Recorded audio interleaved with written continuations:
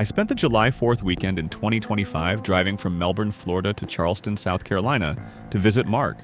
He was working on an internship for his law program, staying in a small house somewhere in the old part of the city. We hadn't seen each other in years, and I was supposed to crash downstairs for the weekend, sleeping on the couch. The windows beside the couch looked out toward another apartment building and an abandoned house across a narrow alley. After a long, smooth drive, I arrived in Charleston, and we decided to play some pickleball before the evening settled. Later that night, tired but happy, I went back downstairs to rest near those same windows facing the empty street.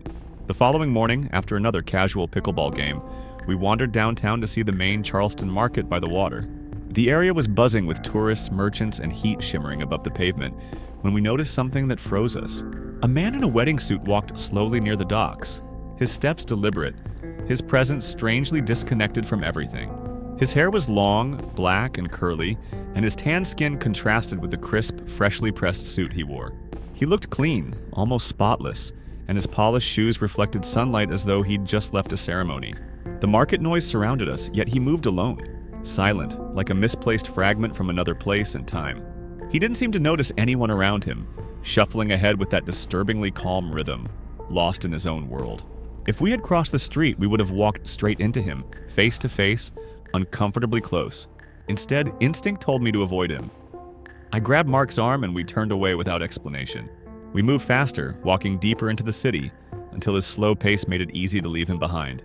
I told Mark that the man didn't look homeless or drunk, just wrong. Unnaturally wrong in some undefined way. Mark agreed quietly. We tried laughing it off and continued exploring the crowded Charleston streets under the hot afternoon sun. But a few streets later, I caught sight of him again. Far away, yet unmistakably the same man, same movement. He was diagonally across from us, shambling in that same slow rhythm, though there was no path he could have taken. We both stopped. It was impossible. He couldn't have reached that place without us seeing him cross through the crowds. We stared for a moment, trying to rationalize it before shrugging and continuing deeper into the city. By the next day, July 4th itself, we had nearly forgotten the strange man while spending the day sightseeing. That night, fireworks exploded over the island near Charleston, colors reflecting off the water as the crowd cheered. The eerie memory of the man flickered faintly in the back of my mind, but I ignored it easily enough. Our ghost tour began later that evening, something we had planned days before, not expecting anything genuinely paranormal. It was my last night in Charleston, Saturday, July 5th, and the entire city pulsed with life and movement.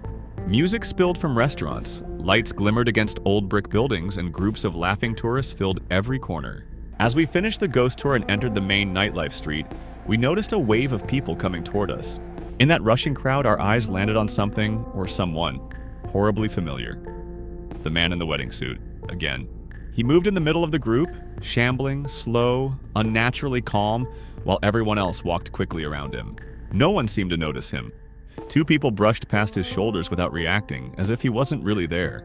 His unnatural movement made him stand out like a figure misplaced in time, detached from the rhythm of everything.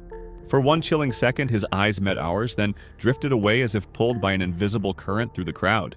Mark and I exchanged a glance of silent fear. The hairs on my neck stood up, and I felt cold. We watched him disappear slowly into a side street, swallowed by darkness as the crowd's noise faded behind him. Neither of us spoke. The city lights suddenly felt too bright, too artificial, unable to chase away the unease. Later, back at Mark's house, I couldn't shake the feeling that we hadn't seen the last of him. Mark went upstairs to his room. I stayed downstairs, drawing the blinds tight before lying down on the couch. At some point in the night, a soft tapping sound pulled me from sleep, faint but deliberate against the window pane. My whole body froze. The tapping stopped. I hesitated, then forced myself to lift the corner of the blind slightly. Through the narrow view down the dark alley, I saw the silhouette of a man turning at the far corner.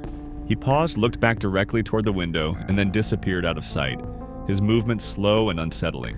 In the morning, I told Mark everything. He tried to stay rational, but I could see the disbelief in his eyes. He admitted feeling disturbed, though he doesn't believe in anything remotely supernatural and usually dismisses such ideas instantly. As for me, I couldn't let it go. That night burned into my memory like a strange, waking hallucination. The image of that man in the wedding suit, moving slowly, deliberately against time itself, has haunted me ever since. When I drove home to Florida on July 6th, his last look lingered in my mind, impossible to forget or explain.